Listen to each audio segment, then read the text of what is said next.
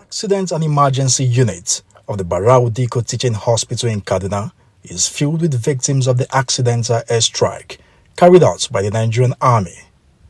They are in dire pain and anguish as doctors scamper around to resuscitate them, while relatives are scattered around the hospital precinct with gloomy faces.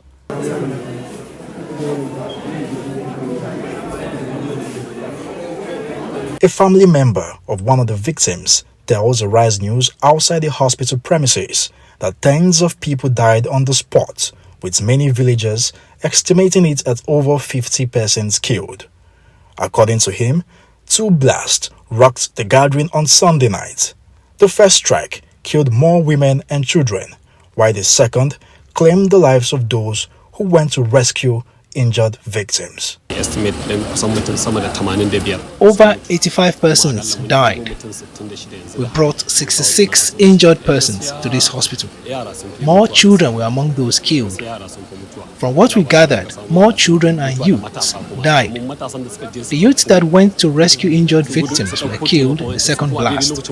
We are calling on the government to come to their rescue because most of the victims are poor, especially with the current hardship. They don't have what it takes to take care of themselves, not to talk of footing their medical bills. The Deputy Chief Medical Director of the Barau Diko Specialist Hospital says 66 injured individuals were brought in by relatives with various degrees of injuries and that several of them are under severe conditions. After the unfortunate incidents, a total number of 66 patients were brought to us, to this hospital, with varied degrees of injuries. Right? Some are very severe, while some are mild and could be treated on outpatient and then they can go. We are still assessing them. Some are already in the theater. We are going to assess the extent of injuries. Right?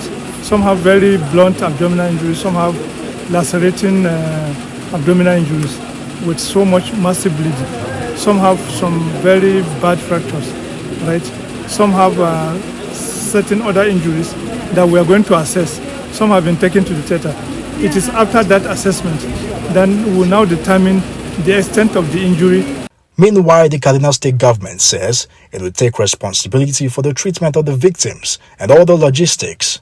Governor Obasani says an immediate investigation into the tragic incident is ongoing to avert a repeat. He has also dispatched top government officials to the area to assess the situation and revert on ways to lessen the pains of the families of the victims.